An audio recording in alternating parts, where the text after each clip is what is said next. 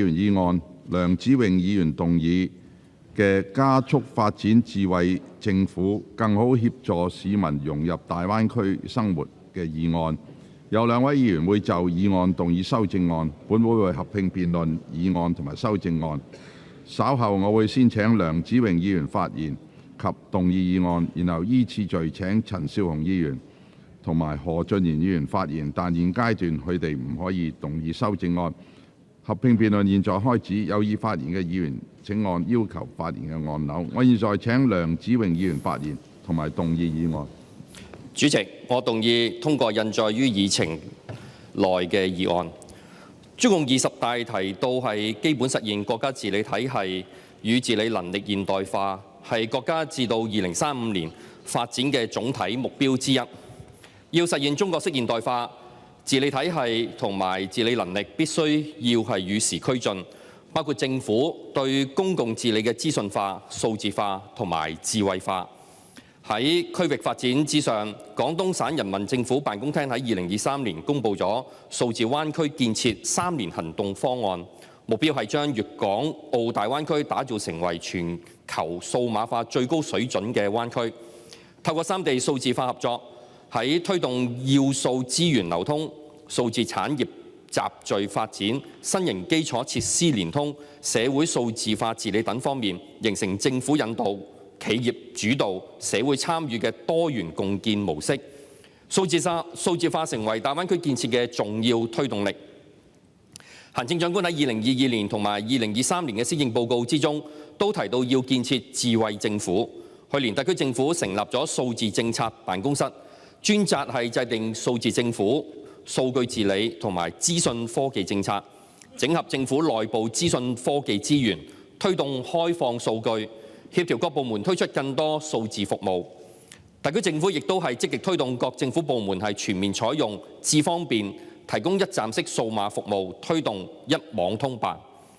新一份嘅財政預算案提到人工智能 AI 技術嘅迅速發展，正係喺度重塑全球經濟中長期嘅格局。20屆三中全會亦都明確咗科技創新嘅核心地位。特區政府將會全力係發展人工智能為關鍵嘅產業，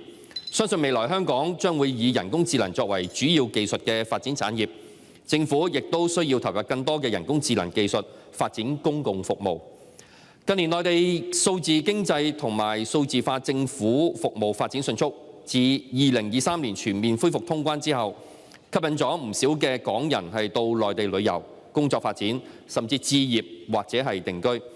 內地近年係積極發展人工智能，加強中小學人工智能教育。第14屆全國人大3次會議之上，教育部長懷進鵬透露，今年將會發布人工智能教育嘅白皮書，因此未來教育將進入人工智能嘅階段。工聯會去年就市民使用應用程式嘅習慣同埋內地數碼體驗進行咗問卷調查，發現大多數嘅受訪者曾受訪前6個月到訪內地，而且係相當頻繁。然而超過係40%受訪嘅本港長者表示唔適應現時內地全面數碼化嘅生活模式。調查亦都發現政府嘅公共服務電子化係能夠增強市民嘅數碼應用能力。香港作為大灣區9+2城市之一，數字發展仍然停留喺初始階段。為更好協助市民融入大灣區嘅生活，特區政府必須係加速發展智慧政府。現時香港嘅數字政府建設仍然存在係進度緩慢、數據同埋資源分散、欠缺統一整合等等嘅問題。首先，特區政府喺公共服務仍未能提供全面化嘅電子化服務，例如社區會堂嘅申請啦，唔少牌照啊、基金項目嘅申請仍未能全面係網上申辦。喺數據同埋資源分散上面，特區政府現時只係推出咗73個嘅政府應用程式，其中有多達36個嘅決策局同埋部門係自行推出應用程式，數據分散咗喺唔同嘅部門，影響互聯互通。此外，現時智方便應用程式系統未能夠統一係公共服務，市民喺智方便內點選電子服務，多數都係會喺應用程式再連接到相關網頁去處理，並不能夠喺智方便內係直接使用。而且近年智能手機更新換代嘅速度係較快，手機作業系統國產化，但政府應用程式系統仍然未追上係換代嘅需求。而從市民應用能力嚟講，市民喺辦理日常公共服務嘅時候，需要由傳統模式轉變為電子化處理。如果欠缺相應社區內入邊嘅宣傳、教育同埋協助，容易擴大咗社會上面嘅數碼鴻溝，能者越能，不能者就越不能。不少長者嘅既有習慣，加上佢學習能力不足同埋學習機會唔多、唔充分同埋唔全面，數碼應用能力又係較為薄弱。數碼自信亦都係十分之低。雖然特區政府現正係推行長者數碼共融計劃，但唔少長者對計劃仍然係陌生。特區政府除咗應該加強長者數碼共融計劃進行宣傳推廣之外，仲要提供全面數字化嘅公共服務，提倡所有年齡層友善使用數字技術，例如喺社區中心或者地區社福機構增設大型嘅自助終端服務機，提供各類政府服務，以便係冇智能手機嘅人士都可以喺佢住區附近登記使用政府服務，盡量減少社會上邊因為數碼鴻溝而被排除在智慧公共服務之外嘅群體。